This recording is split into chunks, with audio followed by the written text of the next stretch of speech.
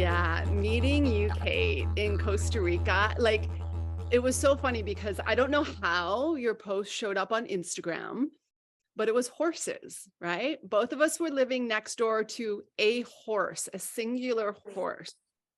And both of us felt this deep, like almost like sorrow and sadness for the horse that we were like in next door to that was alone. It was alone. And there was this feeling from the horse that it was really, there was some heartbreak, there was some loneliness, there was some longing for a partnership.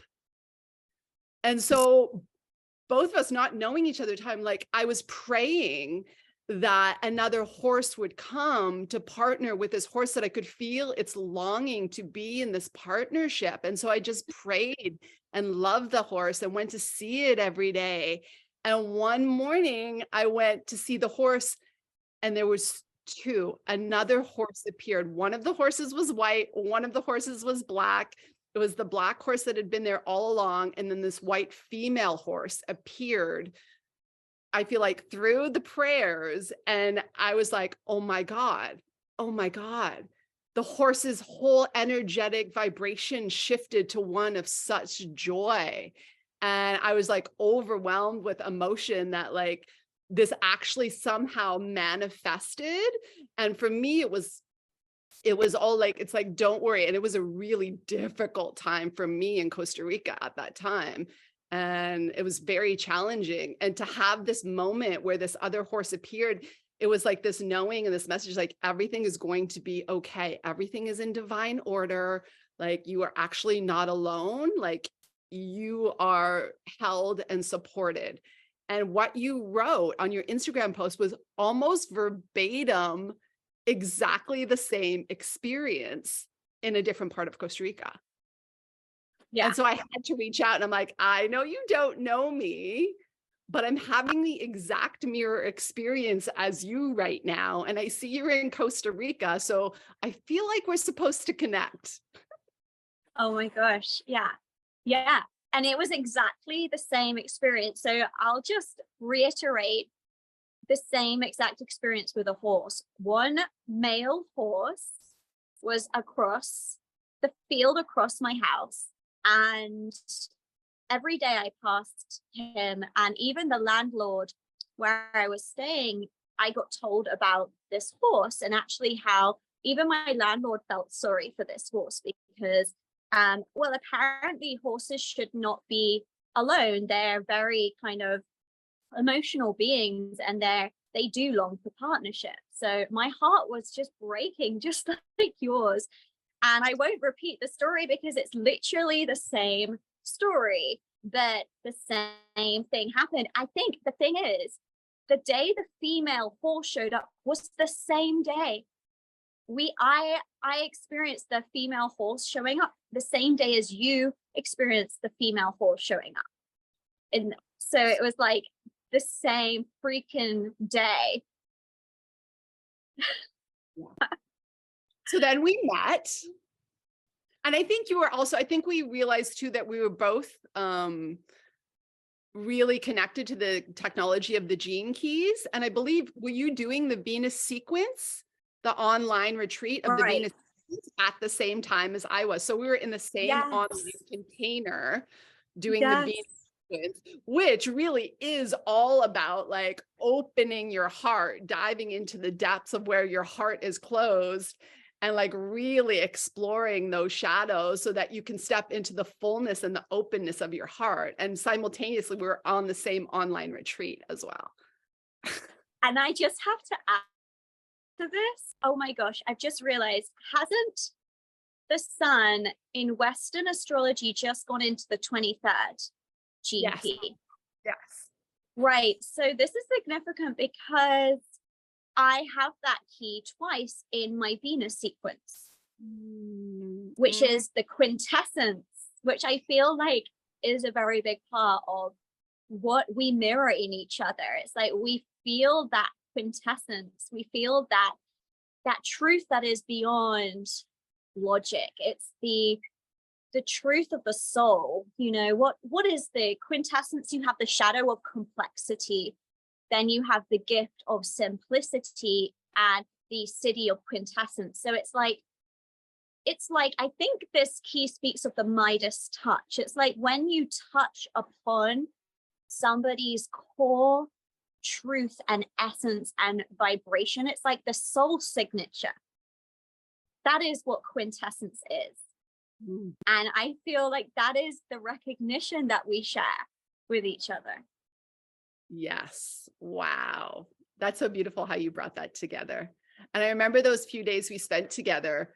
The 34 was the theme, I feel like, of our days together, right? Which kept showing up. Yes. It was showing up on signs. It was showing up on stores. It was showing up in songs. It was showing up in license plates, which it's the road.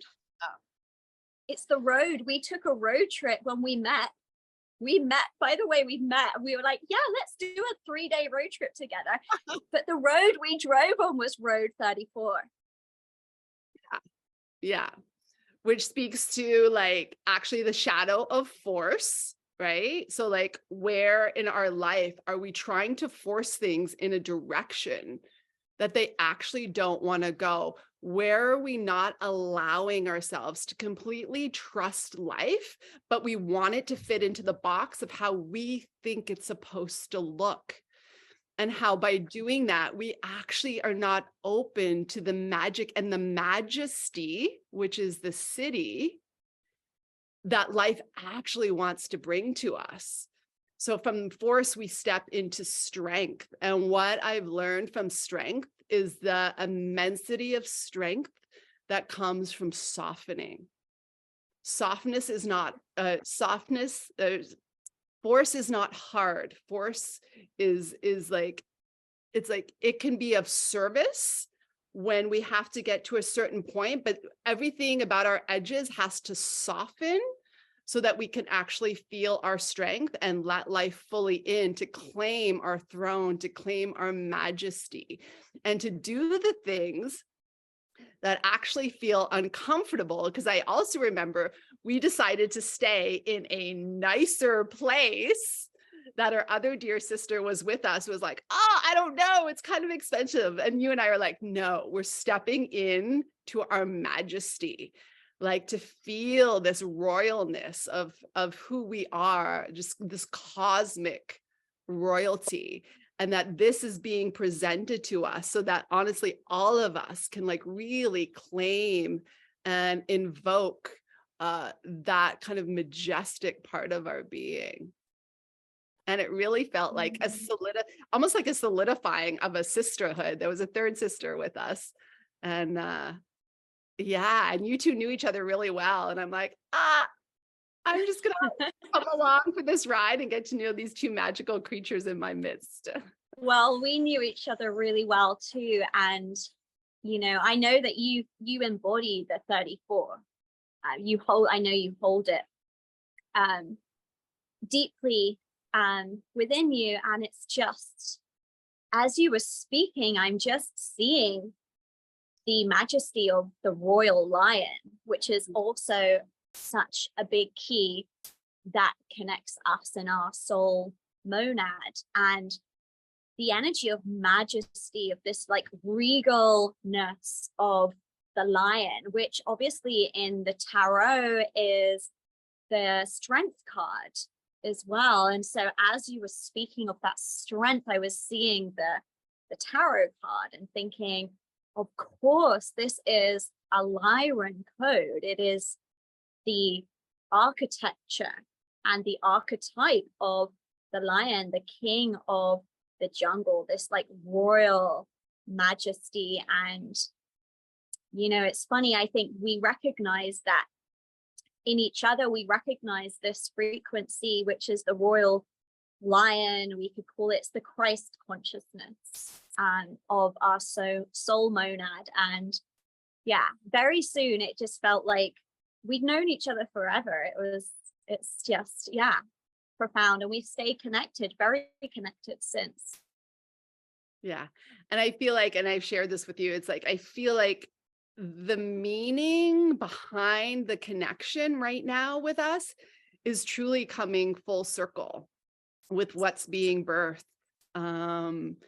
And seeing like our like a deeper connection and a deeper like co-creative process that's happening as we speak now. These massive activations are happening with you reflecting to me and then me reflecting back to you, and it's like, whoa, like it's like keys are going into a lock and everything's beginning to open, which I think speaks to how important it is that we come together, because what we can catalyze together, it's like we can't do alone anymore. It's almost like this journey, this graduation that we're going through of walking this path alone and trying to figure it out and decipher on our own without that validation.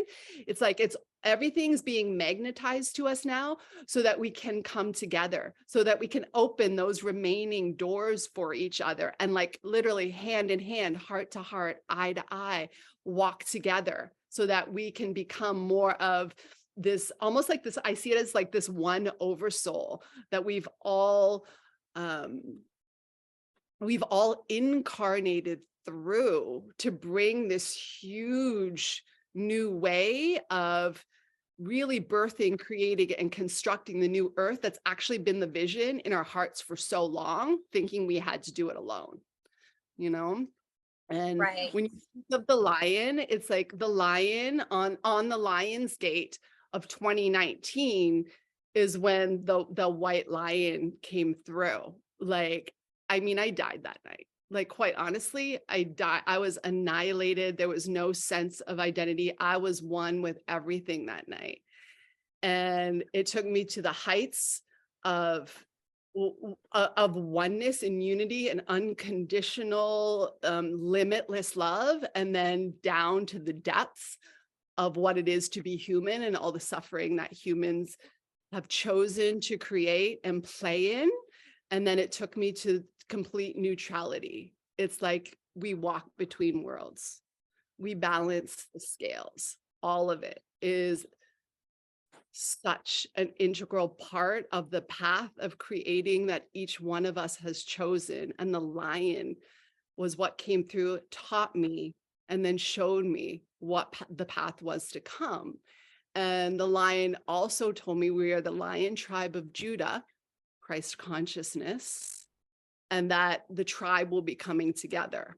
And that's what it feels like is happening right now. It's like I recognize the lions of Judah, and we have many different names, right? But the lion tribe of Judah is also the star mothers, right? It's the masculine and the feminine coming together, which is happening, which is why we're having, I feel like, these orgasmic reunions, you know? Right. Yes. Yes.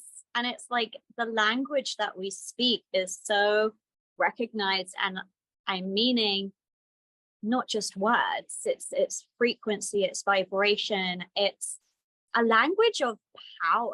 You know, when we tune into that lion consciousness, and I also have had so many, I mean, most of my awakening journey, when I started to have multi-dimensional experiences and remembering, it was all through the eyes of the lion. It was all through the eyes of Sekhmet. And that language that we speak, it's this frequency, it's this energy of that power, and it's like heart power beyond control and beyond force. It's beyond domination, it's beyond competition, it's beyond restriction. It's heart power, it's soul power, it's the power of Christ consciousness. And I also am just recognizing, as you shared that, just the profound mirroring. I had a very, very mirrored and parallel experience of seeing creation through the eyes of Sekhmet, through the eyes of the Christ consciousness. That speaks through the lion as an archetype, right? It's an archetypal expression. an essence. But then I also had the same experience where I was shown the limitation and the suppression, and I felt it viscerally, and it was a nightmare. It felt like a nightmare. And I remember thinking, like, I don't want to be here. It feels like I can't breathe. It felt so suffocating. I was feeling all of this restriction. So it's just profound. We've had such similar activations and rememberings, and I actually feel like that specific one took me 7 years to actually really ground, and I'm sure it's still integrating within me. It actually felt very ungrounding when I first had this experience. For me, this lasted 3 days. It was a 3-day kind of out of body experience. It was so crazy. I was meant to get up for work and go. At the time, I had a crystal stall in London in one of the biggest markets, Portobello Road, and I had to get up to do my crystal stall. And this out of body experience, it lasted 3 days, and I was so out of it that I went out of time. I fully went out of time, that when I checked my phone to see when I needed to leave to go to work, the weekend had gone. So I needed to get up and get to work on Saturday. It was Monday. It was Monday. And oh my gosh, I mean, I was not ready to get up and do anything after that, but it was pretty ungrounding. It was a very ungrounding experience that took me many years to ground, but it did ground, and it grounded into a recognition of exactly what you share and express, this tribe of Judah, or this Christed lineage connected to Lyra. I see this lineage is the vegan lineage, the original Lyran consciousness that is guiding us back into the state of original light, beyond distortion. And so I see Lyra as this, it's like a prism of light. It's being described by other channels as well as a prism of light, but it's perfect because that is where source has come in and kind of fragmented into the 144. And it's like we're all on that path back into oneness, and it feels like we're just in that neck of the funnel where we're like, oh, hi again, I recognize you. And just like you say, we get to do this next chapter together. We get to do it in unity. We get to celebrate, and it's just so incredible. I think that's why we wanted to jump on and do a podcast, or do a series of podcasts, and just to share this beautiful experience that we get to have together. And this is going to happen more and more, and more of us are going to come together as we experience this oneness, and we start to see the world through these same eyes. And so that feeling of being separate or having to do things separately, it no longer exists. Like, we're constantly on WhatsApp being like, oh, this, and it's like, yes. And it's not necessarily about doing anything other than just acknowledging through the eyes of love and bliss and celebration. And that's kind of where we are right now. Just acknowledging that miracle. Yeah.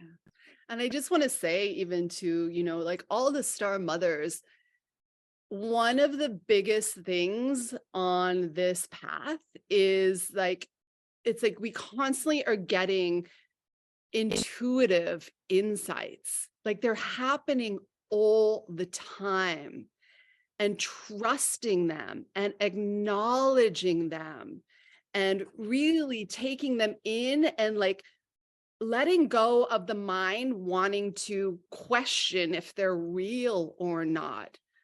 Letting the mind, kind of do its thing, but like know that your channel is open and that everything is speaking to us right now. It is so available. Any question, anything that you have a wondering even about, it's like almost instantaneously now you'll get an insight, and the mind will want to say, oh, you're imagining this. It's just not anymore. It's just not anymore. And the power of us coming together to be able to share these reflections, it like grounds them in a way that's difficult to do on your own it can feel so different than how we have lived in this reality up until this point. And it's like the sisterhood coming together, the star mothers coming together. It's through our bodies and our knowing that we are actually planting it in the earth. And now I'm seeing the mycelium of the earth, the interwebs of the earth. And it's like the mycelial network is the internet of Mother Earth that we are connected to.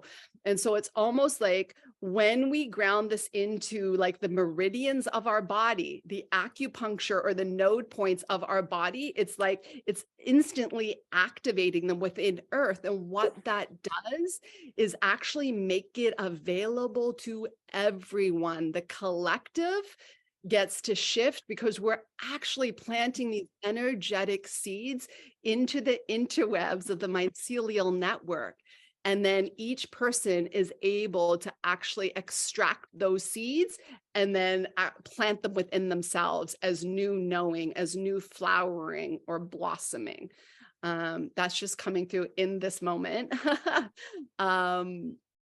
But it's truly like we are the antennas or the channels to allow this remembering to come in through this clear channel and then ground it into the earth. And it's really important for us to do that, which is why I think that we're being called, to these places that are so deeply kind of surrounded by just nature that is untouched, that is still wild, that hasn't been pruned. It's the way that comes through, that hasn't been, really, just made into like a pretty picture. It's wild. And we're rewilding ourselves through these places. Yeah, and I love this because as you're speaking, I feel like we're passing the torch back and forth, which is perfect because that is the concept that I've got through for this podcast. It's like pass the flame. But as you're speaking, I'm reminded of the blueprint of the star mother. Like, who are we? And as you're speaking, it's like reminding me we are path openers. We are path openers, and we've had to do that alone. We've had to do that in the darkness because that is the initiation of the true feminine. The true feminine is the embodied oracle. To activate that oracular knowing and awareness and foresight and truth, we do it within the mystery. So we are guided through the light of our soul into the mystery, into the unknown, where there is no external validation. There is no external recognition. We have to validate ourselves. We have to recognize ourselves. We have to begin to trust ourselves and our innate capacity as oracle. As we ground into that, we ultimately liberate ourselves from the realms of doubt, the mental plane, And that is ultimately ascending through initiation. And as we reach that point, that is where we get to unite with other star mothers, other path openers who have already traversed the mystery, the unknown on their own, so to speak. And so we start to see each other, we start to come together. And this is like the reformation of the original temples of oracles. This is a feminine led ascension. And that is just, it is being guided through the reconditioning of the neocortex. That is the feminine aspect and principle of creation. It's our capacity to be able to carve new pathways within the hive mind, within our own minds, first of all, and then, like you share so beautifully, within this incredible hive network, we're opening up these energetic pathways for others to follow, and they don't have to do it so much in the darkness. It's the star mothers who are the initiates of the mystery. The star mothers, we've walked these paths so many times that we can do it blind. We have done it blind. We've guided ourselves home without that external validation. This is mastery. The star mothers are the master seers. We've done it blind. And it's been scary, and it's been such a process of doubt and having to trust ourselves and having to come back to the truth of what we are when we've lost everything else, when we've lost all knowing of any at all, what is real, what is not real, what is true, what is not true. And we've guided ourselves back into our own truth. And we're here to inspire others, this truth in others. This is who the star mother is. So I would say, you know, for women out there, maybe even listening to this podcast and they're questioning, am I a star mother? I don't even understand all these words or these concepts, but something in me resonates. I feel the truth in my heart. And I would just say, have you walked the path of the mystery? Have you walked into the unknown without that external recognition and without external validation? Have you had to provide that for yourself? If so, then you are walking the path of the star mother, who is one with the cosmic mother and the cosmic womb.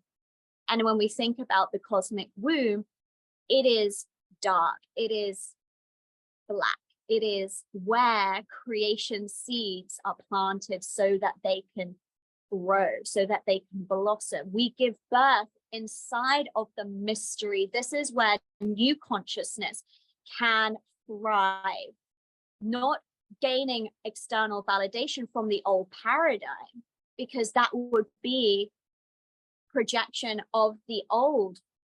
We are creating from new, and because it's new at the moment, it's still mysterious, it's still unknown. It's like, this is actually where we come alive. The star mother actually begins to thrive.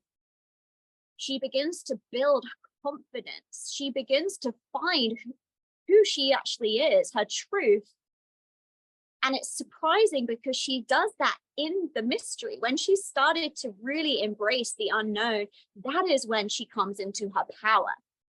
And it's shocking because the whole time we've been told that we have to fit in to this old world and we have to fit in that to that society. And yet for a lot of the star mothers, in fact, all of us, that experience, that paradigm has felt very disempowering. It hasn't resonated with us. Wow. I feel so activated in my body now. And the story, one of the experiences that I had, I feel like that really speaks to what you're saying, was probably one of the darkest soul journeys I've ever had. And also my greatest awakening simultaneously. And that was when I had my twin sons, and one stayed earthside and one passed. So when you speak to like star mothers, I can literally feel my two aspects of me being a mother of a being of the stars who I'm so deeply connected to, and also being a mother of earth, of an actual child here. Now, when that happened, I I had a story in my head that this is something that is so deeply, excruciatingly painful that I can never get over it. And yet, simultaneously, I have my newborn son who's here that I have to love. So feeling this juxtaposition of like the depths of grief and the height of like unconditional love at the same time, and not knowing how to bring those two things together. It was such a like this experience of polarity at the lowest low and the highest high. And it took years for me to like try and really reconcile how to love and how to be in grief at the same time. And that was kind of my initiation actually into, when my son was 7, my entire life falling apart, leaving my home, leaving my marriage, changing jobs, like everything at once. And that's when I decided to go to South America to sit with grandmother medicine, because honestly, when they asked me my intention was to die. I'm like, I either need to die or I need to be reconnected back to this earth in a way that I don't have to suffer with this polarity in my body any longer. And I remember the curanderas going like, good, good. That's the way you need to come to the medicine. And I'm like, okay. And I was part terrified and I was part so surrendered. It was like there was nothing in me that cared what happened one way or another. And there was a part of me that was deeply fearful. And that night, I feel like was one of the biggest, if we call it star mother initiations I have ever experienced, because that night, my son came to me. And that night, in the etheric realms, in the cosmos, we lived out our entire lifetime as if he had lived on this planet and we had gone through our entire lives together. And the shift in perception from I am broken, I can never get over this, I will never recover from this, to being pulled out of my body, and grandmother seeing like there's so many ways to see what's happening here, and to see what it was to live my entire life out as if my son had survived, and to see that it was necessary for my surviving son to come to this planet. He had to come into my body so that the pregnancy could come to full term. And that was his mission. His mission was never to stay here. He would have needed a heart transplant, which in my ceremony in January, he came again. Grandmother told me I was getting a heart transplant. And my son told me the heart transplant was never meant for him. It was always meant for me. And as a spirit, I know and I feel him all the time, how deeply we're connected we are, and what an incredible guiding light, spirit guide that he has been for me. So I say all this because we can have a perspective on what's happening in our lives, especially we're in the darkest, most challenging times that literally shatter us, but they shatter us to break us open to a much bigger paradigm, a much vaster way of seeing, so that we let go of our force and our will to let the divine will come into us, so that we actually can be a body for this ascension process. And nothing ever dies. Everything is eternal. And this ascension that we are all coming together to birth is it's being done in a body. It's in a body. Like we get to know the truth and the infiniteness of our soul in a body.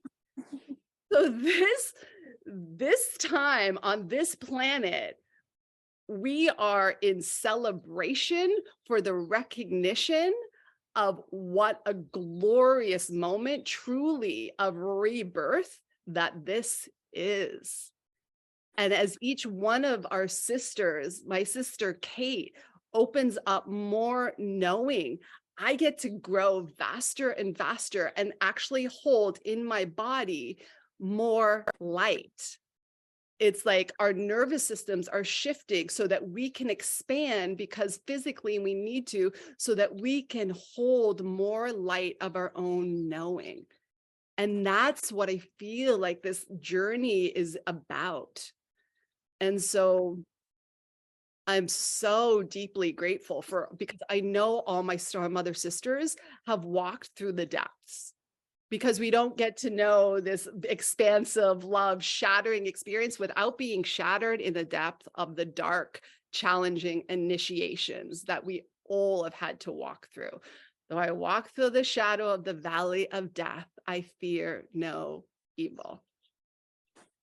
And this is, I feel like, what we join and link arms to do. And the other side of it all, when we have that clear seeing, this is why we can celebrate. This is why we can be so orgasmic in our birthing, so blissful, because the realization is it's all perfect. It's all, we have lost nothing. It's impossible. We are just gaining and growing and evolving. And so what's not to celebrate, you know? Wow. Wow, wow, wow. That was incredible. Thank you so much for sharing that. And I know that is going to touch so many people, so many hearts of the Star Mothers. What a resounding truth that truly is. And just the divinity and the orchestration of all of the souls, the interconnectivity of the souls who encompass this level of activation that is happening and occurring and still due to occur on this planet. It's profound, that multidimensionality, the contracts that we each hold, and absolutely we are each other's master keys. Your experience with your twins, I mean, it's just profound. And I think more and more people are going to be recognizing that, recognizing how we are all one, and the perfection, the absolute perfection of this incredible story that we are unwrapping together. And it's like the story of creation, Genesis. That word Genesis has come through a lot these last years, and we are at that point. We are at the gates of Genesis. This is new creation, and what it's taken for us to get to that point is just mind-blowing. And just when you said how shattered we've experienced this shattering, we've walked to the depths of the darkness, of the pain, of the trauma.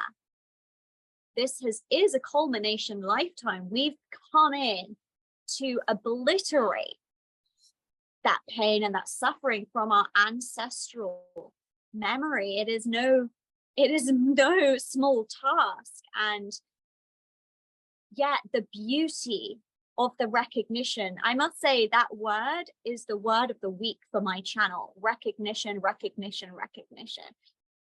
It's this recognition that truly every single person on this planet have been seeking. Everybody has felt so unseen. We have all felt so unseen and so unrecognized. And it is at this moment where we can acknowledge, I think what's came through when you were explaining your incredible journey was just this recognition of the polarity. And as we recognize that polarity, it's like it explodes. It's what opens us up. It breaks us open. And obviously that's going to be different for every person. Somebody might have a momentary experience. Some other person might take years and years of that journey. But ultimately it's this point where we transcend polarity, and it's like the gift that's being given to us is this divine recognition for all of that pain and all of that suffering that we chose as brave, majestic lionesses, lion souls. We chose to come in and take that on. And now we are receiving the gift, and that is divine recognition, the recognition that we have all been seeking in an era of forgetfulness. And we were never going to be recognized. We were never going to feel seen in that old paradigm. And it's just a beautiful experience as we have eyes to see. We have eyes to see, we have eyes to recognize each other. And it's like, we're here to celebrate each other. We're here to say, yes, I see you. I see you, beautiful star mother, reflection of holy light. And I see everything that you've gone through.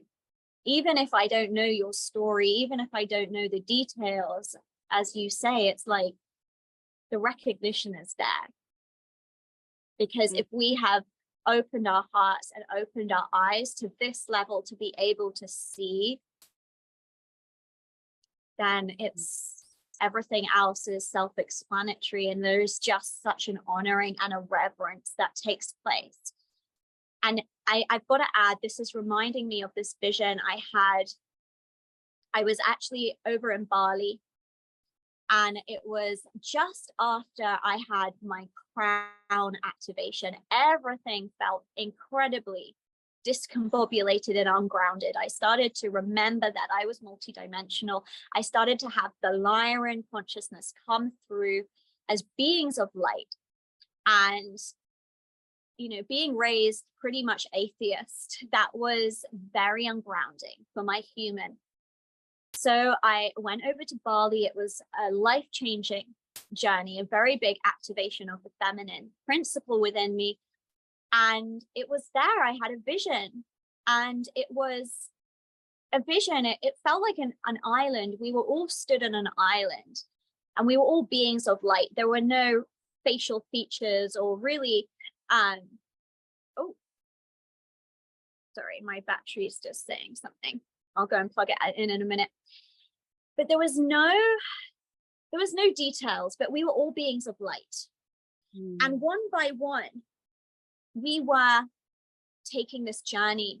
We were arriving on this island, and it was this great gathering.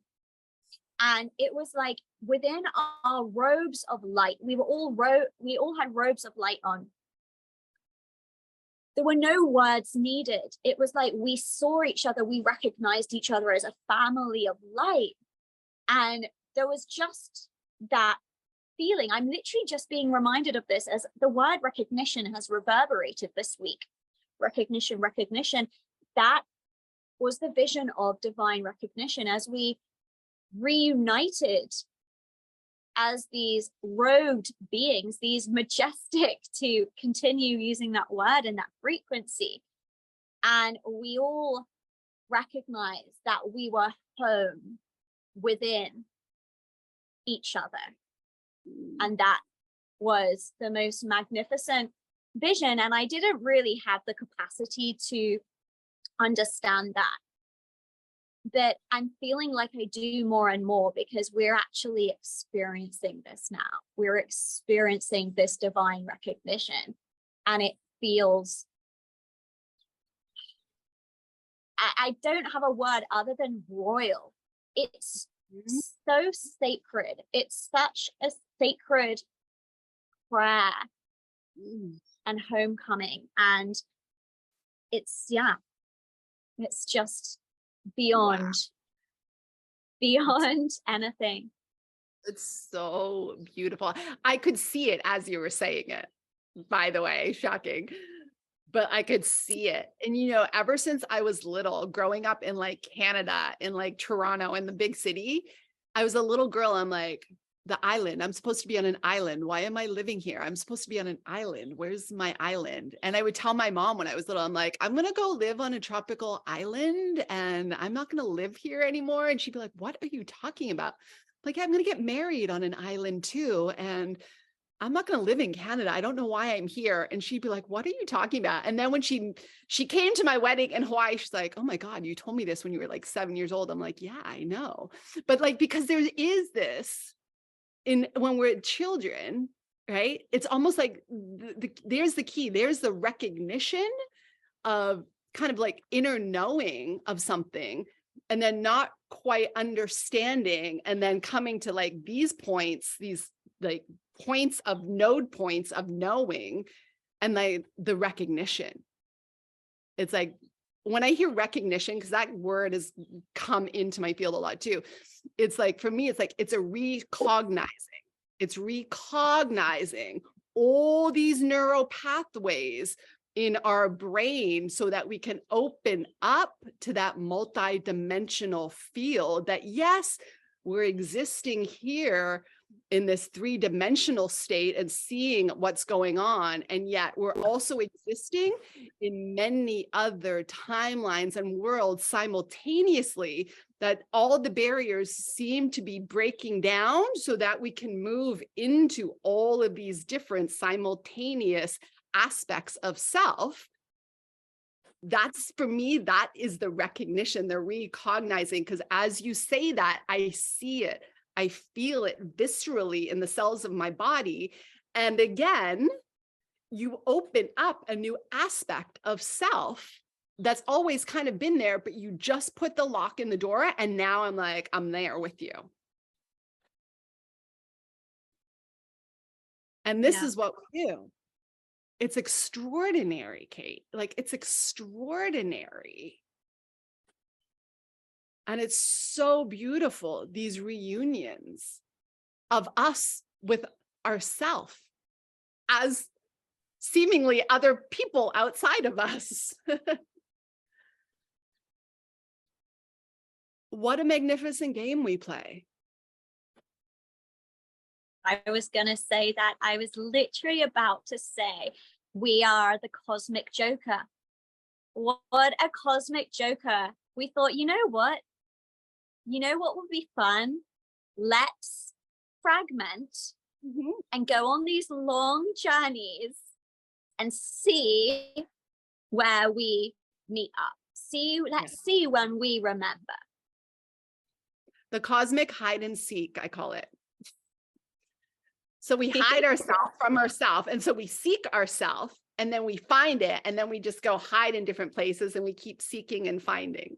This game of hide. Ooh, I love it. And it's just so perfect because it really does feel like this fun play. Like everything gets to be fun, and everything actually gets to be really playful now. We're here to play. We've done serious. We've done that. We've explored that till the end of time, literally. Yeah. And now we get to return. City of ecstasy. Yeah. Ecstatic celebration. That's where we're going. And by the way, I had a kiosk that sold crystals too. What? Yeah. We haven't had this conversation. I know we haven't had it, but when you said that, I was like, what? What? That you didn't go to? Yeah. I had a kiosk in Manhattan Beach in California that sold like crystals, and I had teas as well, like really fine teas and crystals and beautiful malas that I made, but very similar. Yeah. So just another way that we've kind of mirrored each other's path. Mm-hmm. That's the same, literally the same. I made not malas, but I made like, I don't know what the word is, but like hangy things, like you can hang them from your ceiling and they would be like yeah, just like loads of crystals on. So what? Yeah, wild. Yeah, Of course. another discovery. Mm-hmm. Yeah. Oh my gosh, oh my gosh. Well, this has been amazing, and I feel this is the beginning of a long conversation. Oh, that we can just come and share and reflect back and just, I guess, what is the intention of this? I guess we don't really know in our minds, but I feel after this conversation, the intention of our soul is to help others to see this recognition and become really excited about it, because it is real. It is real. Like this journey of oneness and unity that I think, you know, those are words. They're only words until you actually experience it. And I think that even that conversation of oneness and unity, it can actually sound really serious. And I'm just getting through that we are here to come on and just show that it's actually just super fun, because we're actually experiencing it, or at least we're beginning to experience it. Yes. Yes. Play. And when we say all these words, and honestly, it's like before I felt that what it was to embody like unity, oneness, Christ consciousness, you know, like even recognition. But these are literal things that happen. They are literal experiences. They are not metaphors. Like, Yeah. this is exactly what happens, and you experience these experiences in your body. It's a grand adventure, and it's fun, and we are the infinite explorers, and it truly is fun, and there is no limitations to what you can create. So just open up those faculties of imagination, I'd say, first, because imagination is what definitely starts to like bring you the recognitions. You know, if you can imagine it, it is a thought. Everything begins with a thought, that it can be so, you know. And I'm just so grateful for this space and the conversations and the connections to all the star mothers. It's like, I'm so excited to see how this continues to unfold and evolve, and just to hear all the synchronicities that really have truly brought us together that we don't even quite understand yet, because I'm sure there's a multitude of them. Yeah, and exactly. And I'm just seeing how, you know, this is where the validation's going to jump in. You know, it's like, because we no longer need that, it's going to come, and it's going to come in this incredible way where we get to share our visions and the beautiful templates and the blueprints that are within our hearts, and how they all unite. And it's just going to be so magical. And I'm just so grateful. I'm so grateful for you. I'm grateful that we're on this journey of recognition. Thank you, Your Majesty. Thank you, Your Majesty. I love that. I love you, sister.